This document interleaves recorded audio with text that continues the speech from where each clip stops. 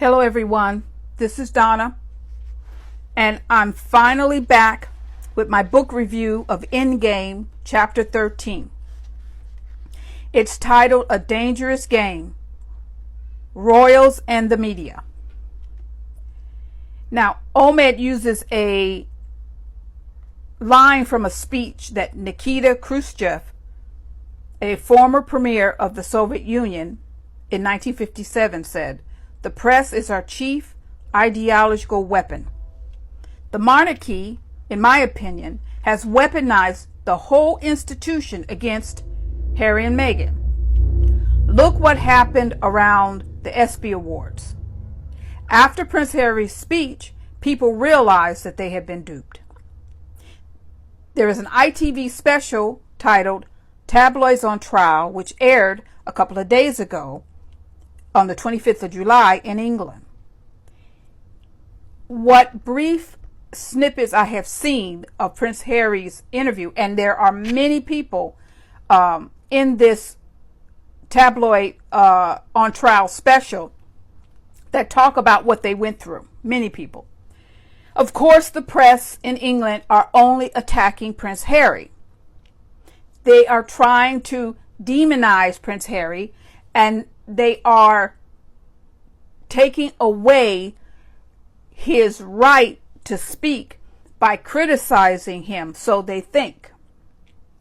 Now, in this special, from the bits that I've seen, Harry says that his mom was he believes was one of the first people to be hacked in the mid-90s, and that how the press still claimed that she's paranoid, but she wasn't paranoid. And these are very good points, and everyone has spoken about this before.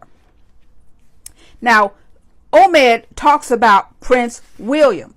In this chapter, he clearly makes it known that Prince William is the person, that pushed the narrative along with the fly, Simon Case, against Harry and Meghan. He says, as the relationship continued to disintegrate, William's frustrations with Harry intensified.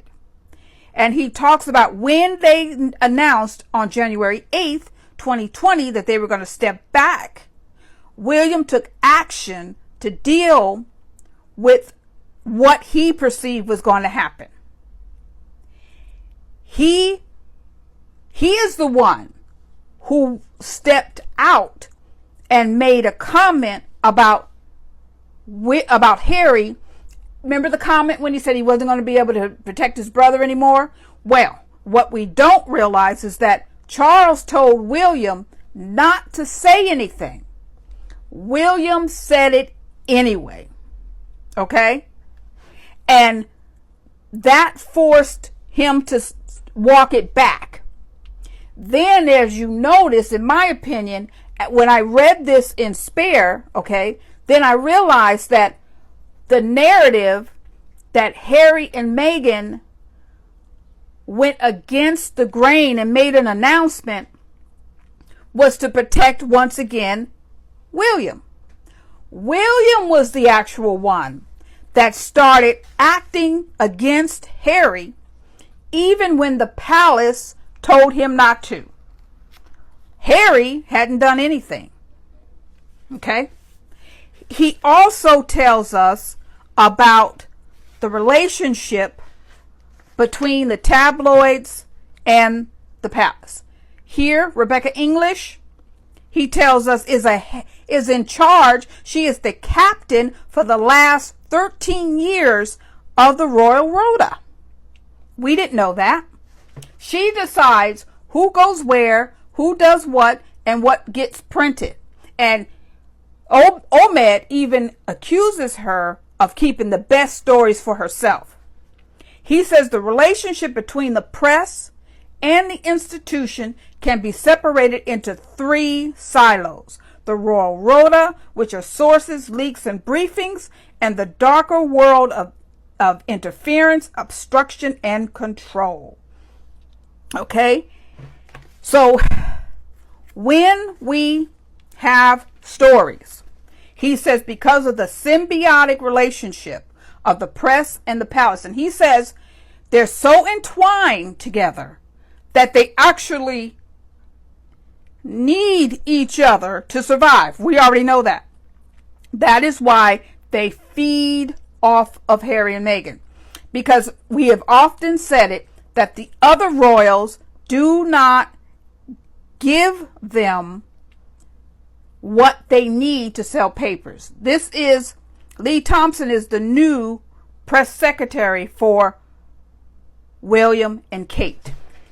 Okay? Now, when Harry talked about the invisible contract, everybody said that he was lying. And Omid says the invisible contract means that they give public exposure so they can get privacy.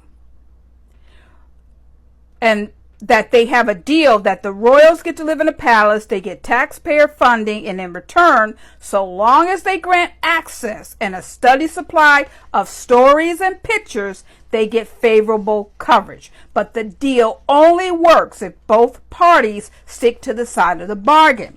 That is why they're so angry with Harry. Harry came out in the bit that I saw of the ITV special, and said that he doesn't understand why his family doesn't fight the royal press like he is doing. And of course, they're attacking him on this. Now, also, he talks about the people who helped Camilla clean up her image.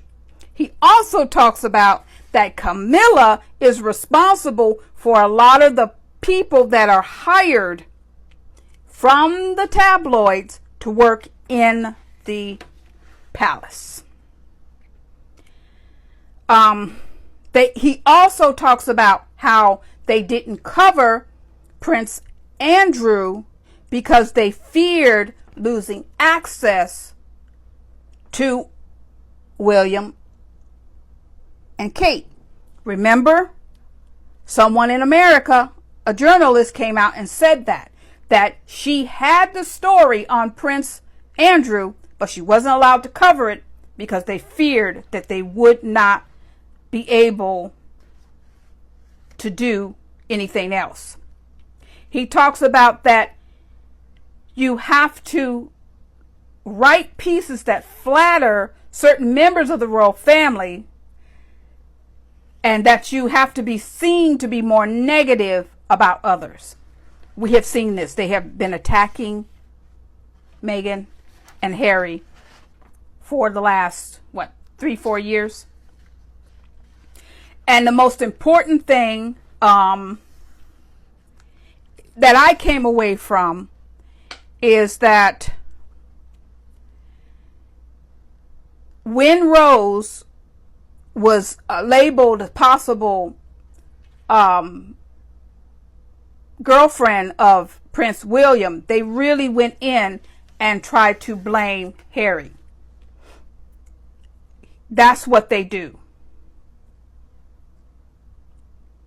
He talks about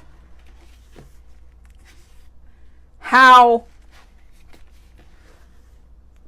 both the palace and the tabloids are weak, and that they must stick together in order to survive. That the palace's survival depends on the royal family working with the press, and the press needs the royal family to sell papers. This is why they're so hard on Harry and Meghan. This is why they're attacking Harry when he says the royal family needs to fight the press with him. Thank you, everyone, for listening. Have a wonderful day.